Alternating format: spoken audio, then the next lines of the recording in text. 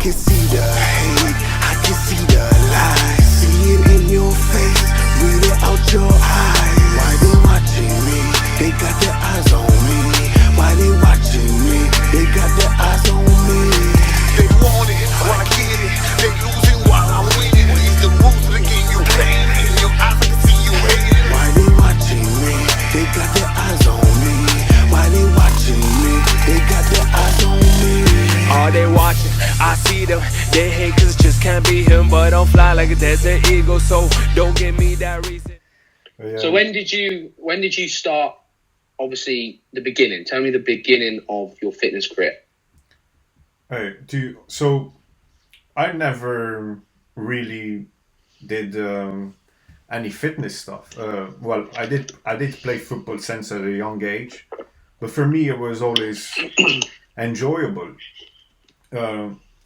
and because I spent all the time playing football with my friends, it was an hobby. Then I would play for a league as well and for a team, and then. But in my young age, I never clicked how important your fitness level is, because you're just playing football all the time, every day. It would be a weird day if I was not playing football since a young age, and it's all I did. And I remember, so it all started for me when I had my first injury. I had a rupture on my LCA on my right leg, and I was probably 22, I think, and it was a shock for me. I never thought of me as getting injured. I had a bit of a rupture on my quad when I was young, but I got treated with a massage and physiotherapist of the club, and everything was fine. And I never got injured until I was 23 or 22. And when I finished the surgery, it was waking up from that surgery was the scariest thing I ever done, because I woke up from the surgery, my leg was the double the size of what it was, and I couldn't move my legs. I had no feeling in my legs, and that was really scary. What was your thoughts when you woke up and you thought you can't move it? Was you very? Did you think, oh, I'm going to get out of this, or did you sort of think, mate, this is my football done? What was you thinking? Well, I said to me, I'm never playing football again. When I woke up from that surgery, and you all drowsy and you don't know what's going on, and you look at your leg, first thing I said to me is like, I'm never playing football again. Then they took me out of the recovery room. They put me in my room, and my mom came. I remember my dad and my girlfriend at the time, and I just said, I don't want to see you guys. I don't want to see anyone. I wanted to be by myself. And I remember on the back the nurse saying to my mom started crying, and I remember the nurse saying, "Oh, this is normal. This is just a reaction." But oh, Liam, I had heat coming. I was sweating. I had heat coming here. I was so angry at myself. Why did that happen? And I was convinced I was never going to play football again. And not so long after, I think less than a week, I started doing physiotherapy, and I was so demotivated. I wouldn't do anything all day. I would just wait to go to physiotherapy. It usually would take, on the beginning, it would take probably half an hour, an hour. Further down the line, when you start doing exercises, it took sometimes 2 hours. But on the beginning, I remember after the swelling got down of my leg was so skinny. So my other leg was actually strong, and they had different sizes, Liam. And we're talking, I didn't recognize my leg. It was just a limp, then my knee, and just another limp. I had no muscle whatsoever. And I'm like, I'm going to be crippled for the rest of my life, because I never went through an injury. I didn't know how the process of recovery is. And I had two amazing physiotherapists working on me.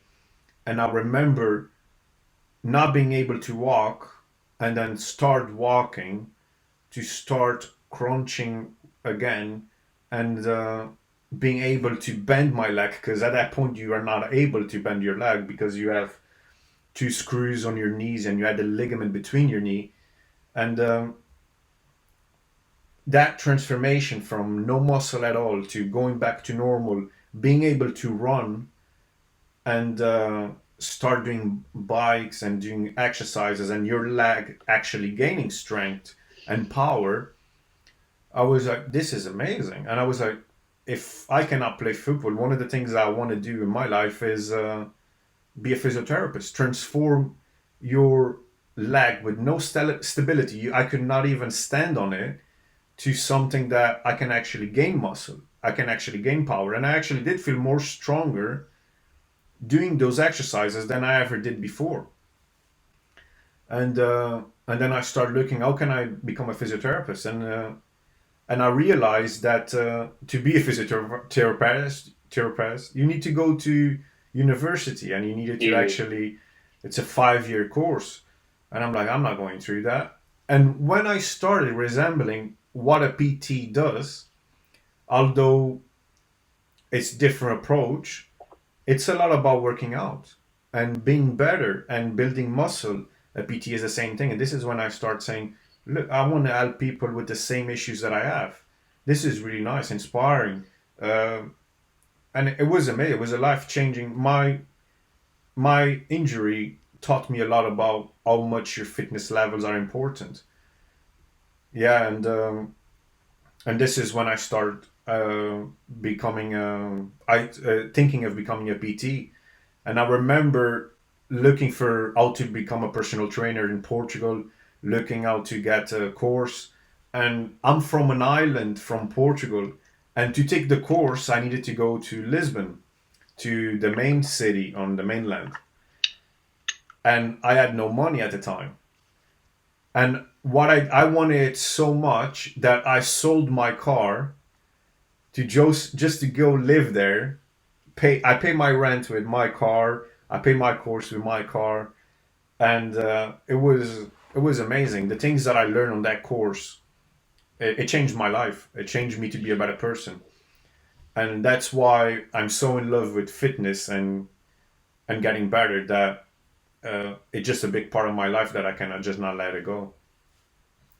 Yeah. Do you still suffer? Does it still affect you now? Well, definitely, definitely, because especially if I don't do exercise. If I don't do exercise and I don't keep my muscles strong on my leg, it starts aching. They can get swollen as well. But most importantly is, this is quite funny. I cannot stop training, but then some exercises put a lot of pressure on my knees. I know you said about the squatting. Yeah. You've been sort of doing certain exercises to build some more strength, so that eventually you can sort of squat. It is difficult because then so after that I started doing recovery. I got really well, and then I started playing football again here in the UK. And when I was 28 or 29, I ruptured the other ligament in the other leg. So I had to have another surgery. And now what happens is, because I haven't dedicated myself 100% to, I have an imbalance on my legs. One leg is stronger than the other. And when you're doing a squat, I would have the tendency of pushing more with one leg than the other to protect. And that's why a lot of the times I only do lunges, and I only do unilateral movement. So it's push with the right first and then push with the left leg, and trying to keep the same weight on both, so I can try to keep them and creating the same strength on both of them. Because you creating this imbalance, I go play football again, it's high chances that it might happen again. So yeah. How did you deal with the second time mentally? Was you a lot more prepared, Oh or yeah. did you Yeah. think, okay, so it was more of a positive sort of feeling Yeah. towards it? When I actually this one I actually fought to get surgery, because the first one it was through the football club, so everything was taken care of. This one, and I had physiotherapists paid for. They would spend time with me. They would train me. They would massage. It was completely different. To be honest, I didn't appreciate it as much because I didn't know how the process would happen. You're just learning. When this one happened on my left leg, um, I actually had to ask to get the surgery. I got the surgery, and then after the surgery, they just said, "Okay, go and do it." They gave me a sheet with exercises I needed to do, and I'm like, "What?" Like, no recovery, no massage, nothing. And they said no, and I actually did the recovery by myself, knowing the things I knew, knowing the things I know about. Um, Muscle and how to gain muscle and how to gain stability, how to become a stronger, and I did really well. I can walk. I've played football with you guys not so long ago, um, and I do feel a lot stronger and better. But how I took it, if my first surgery, I didn't have the support I did, I wouldn't have recovered the way I did this one. The learning process on the first injury was really important for me to recover this one by myself. Yeah. What? So, with all of the situation, what would you say is the hardest part that you've ever had to deal with? Not being able to walk, depending on Is that people. is that because you had to depend on people and you felt guilty, and is it more, is it coming from a sort of mental side? Is that where it's coming Oh from? yeah, definitely, definitely. You feel that you couldn't do anything by yourself. You feel dependent of certain people close to you, and the worst thing is you feeling sorry for yourself. And Yeah, when you feel sorry for yourself and you don't see a light, what are you gonna do? Mate, it's not easy. I can only imagine what professional footballers go through when they have an injury and they have to watch their colleagues playing football and they just focusing by themselves trying to get better. But it's I can imagine it's crushing. that was a sort of situation I was in. I was injured at the end of the under-18 period that you then go into men's football, and it made me fall out of love with football. Yeah, Playing yeah. it, I love watching it, I love supporting it. But when you're, it was getting very serious. Everyone's pushing for the first team. If you don't make first team, you kind of sort of see you later. And I got injured at that point, and it's, you know how important it is, and then you're watching everyone else around you, and everyone's still getting excited when they've played the games. And as much as you still love the fact that you're involved, it's never the same. And it's a horrible feeling when everyone's hyped and excited that they've won or they've done something wicked in the game, and you're just like, I'm not involved. It is kind of a demoralising feeling. So I do, I get that 100%. Yeah. And the most important thing is um I never understood how much you keeping fit it's important to do any sport, because I remember I would try to skip sometimes pre-seasons. I would find excuses not to do pre-seasons, and because for me, I never realized how much better you can be as a footballer if you do keep your fitness levels high.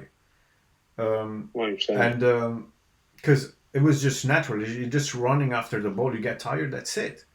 I never understand that you can actually put your cardio levels higher. You can get better. You could be, if you can only run for 40 minutes, you can train to run for 70 or 80. And how important it is to have power in the game as well. And if I, for example, this is not me saying I regret of anything, because it didn't. A lot of these things that happened to me taught me a lot, but and made me who I am. But if I would go back, for example, fitness would even be a lot sooner in my life to play football than it was so late in my life in a way. Um, yeah, and I truly believe it would make me so a lot better as a footballer having this fitness implemented in my life. Yeah, 100%.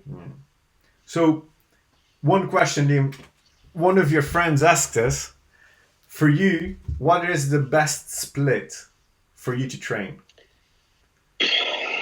For personally, I think the standard bro split. So that's back and biceps, chest and triceps, and then maybe shoulders, depending how you want to throw it in there. And then a leg day. That's 3 sessions. Do them both repeat in that order. So then you've got 6 and a day off. For me, that is just keeping it nice and simple. It's something everyone can stick to. The recovery and the rest time is pretty good on whatever way you start them. At the minute, I'm doing more full body at the minute because of the situation we're in. But I'm definitely, when we go back to the gym, going to start experimenting a bit more with different types of splits. What about you? Do you agree with that, or are you slightly different? I think it works. It depends on every person as to see. It works for every. It works different for every person. So, for example, it depends what you want. What is your goal? For me personally, when I started, I would only train Monday, Wednesday, and Friday, and it would be. So you're going to do full bodies? No. On the beginning, you didn't? No. This was before I even. Oh, you knew. I start playing with it before I start to take the course to become a personal trainer. I was 23, just had come out of the surgery. I was doing a lot better in rehab, and I started going to the gym trying to understand what I was going to learn. And I would only train 3 days a week, and it was first was I would start, let's say, chest and triceps and bicep. It was chest and biceps, then shoulders and legs on a Wednesday, and Friday would be back and triceps. And I remember on the beginning, you start getting the newbie gains, and you start getting so hyped. Oh, like this works. And then you're getting stronger by the week. Yeah, and then I remember first time I did the bench press, like the bar itself, it was too heavy for me. 20 kilos. I bet you're wobbling all over the place as well. Yeah. And then 2 months later, I think, I was doing 60 kilos. And then I got stuck on 60 kilos. I couldn't move up or from that weight. And I didn't understand why. After studying, you start and learning, you start understanding why and what you need to do to progress and get stronger. But then also the gains that I gained in the beginning, they were not going anywhere. I was not getting any better. And the biggest changes for me that I learned is essentially training a muscle group twice a week. You need to train twice a week a muscle group. So, for example, if you do chest on a Monday, you need to hit the chest again on a Thursday, for example, or whenever it works for you. But you cannot wait. Just hit it once and wait again for the next Monday. It will just not work. You won't get stronger. You will lose whatever you gained on Monday. You will lose. You need to hit that muscle again. And it was training more and mixing for me, the best split that works. I love also the bro split. Because for me, it's about enjoying the gym. So I would do, yeah, bro.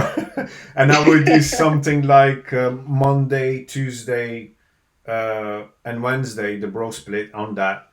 And then I would choose another 2 days to train, and I would play with strength training.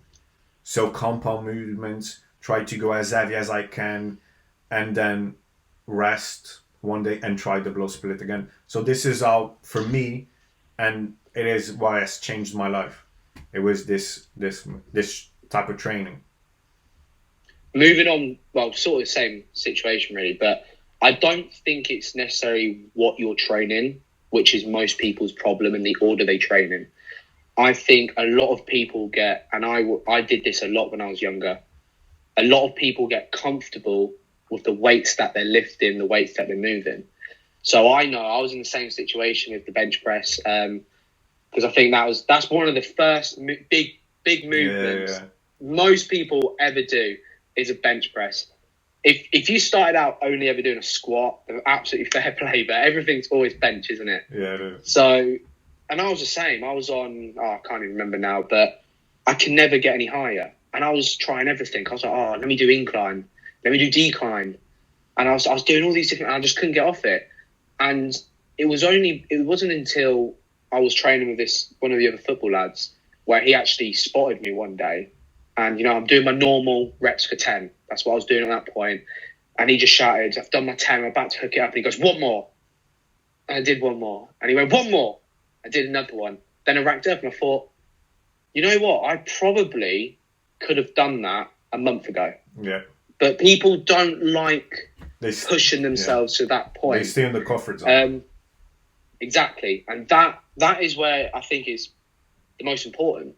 Because if you can't do that extra push, your body's just going to get so used to doing the same thing, and you're going to feel comfortable being, I'll do 50 kilos on a bench press for 10. Yeah. You'll always feel comfortable doing that.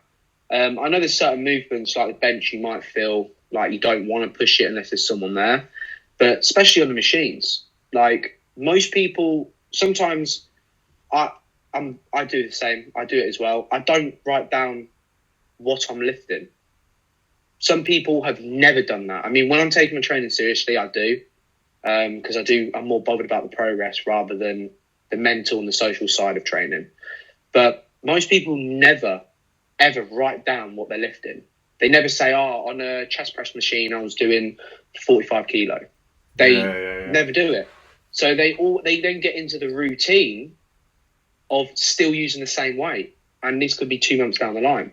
And then they get bored and they start getting demotivated because they're not making any results. But really, I think it comes down to the point that people don't push themselves enough as well, what they can do anyway. Yeah, it's like, so what don't people understand? They just think for example, if you're doing chest press with dumbbells and you manage to go up to 20 kilos, your body will create certain adaptations to lift that weight, the 20 kilos. If you're going to lift for the next 3 months, those 20 kilos, your body doesn't need to create new adaptations because you're already lifting that. So for you to get bigger and stronger, you need to prepare your body to lift more. So we can create new adaptations so you get bigger. And this is as simple as that. You want to get bigger, you need to get stronger. And the more you lift, the bigger you'll get, the stronger you'll get. Simple as that. And that's where go on. And that's where people don't understand that just being comfortable, it's not doing anything for you. Unless you're just there just to enjoy it. Yeah. And social for social reasons that I don't understand. Yeah. I think that's where it comes down to playing around with the sets and reps the rest time as well that you're doing. I mean, sometimes I know I've not had a spotter. There's no one around that I sort of trust enough to watch the bar. So I won't go for 3 to 4 reps on a bench press because I know I may need someone on that last one. So what I'd do instead is I'd stick to the same rep range. It'd be a lot lighter, but I'd increase the time and attention. So instead of doing sort of 1-2 down, 1-2 up, I would double it or triple it. So it'd be like a 6-second count down. I'd hold it just above my chest for a good couple of seconds and I'd slowly put it up. So I'm mimicking a heavier weight. And that's when that comes down to things like that. Or, right, I normally do 10 reps. So now I'm going to go into a phase of strength training where I'm going to aim for more 5 reps for the next 6 weeks, work on getting used to heavier weight on the bar, then slowly progressing back up to the 10 reps. Yeah. So, Liam, just to wrap it up and try to make as concise as you can, what would be your advice? Why do you think people should go into fitness? I think, first of all, you need to do it because it's something you want to do for you, not for anyone else. I know there's a lot of people that sort of think people judge them, people look at them a certain way. And I think if that's the reasons you're going into fitness, it shouldn't be it. I think you should do it because it's something you want to commit to, whether that helps you mentally, socially, or whatever reason. I think it definitely needs to be because it's something you want to do, no one else. That's great. What about you? For me, is, for example, when you do gym and when you train, after I think it's 2 months or 1 month even, you start releasing endorphins when you're training, after you're training even. And this is so essential for nowadays when a lot of people are depressed and sad. And even the social aspect of it. A lot of people have this misconception that they're going to go to the gym and they're going to be judged. Everyone goes there to get better, to get stronger. And you will be around an environment that people will actually give you ideas, support you, and try to make you better. So this is, for me, is a social aspect of it. My personal gratification is knowing that before I started doing gym, I cannot imagine my life without gym anymore, because I remember being 23 when I should have been on a peak of my youth and my physical abilities. And I am a lot stronger at 33 years old than I would ever be at 23 years old. And me at 33 years old, I look at some of my friends that grew up with me and they don't do gym or they don't do anything. And I see how they are now and how tired they get and how, I don't want to say weak, but you have a lot of people hating you. But it's true. It's true. And I do feel a lot better than I was when I was 23, when you are supposed to be descending on your life, for example. And you see in the gym, you see people 40s, 50s, and they are in amazing shape and they're healthy. They look and feel good. Exactly. And you see other people that don't make the options that these people are doing, and you see, I don't want to be like them. Simple as that. And that's why, for me, if you want to have a healthy lifestyle and you want to be if you want to kind of extend your life expectancy, and even you being independent for as much as you can, I think that's why I truly believe gym is essential to you. Yeah, 100%. And that's why I think. Well, Liam, we dragged it out for a bit today. Really nice talking to you, as always. You too. Right, guys, make sure you go over to our YouTube channel, subscribe, and like for another video. See you guys.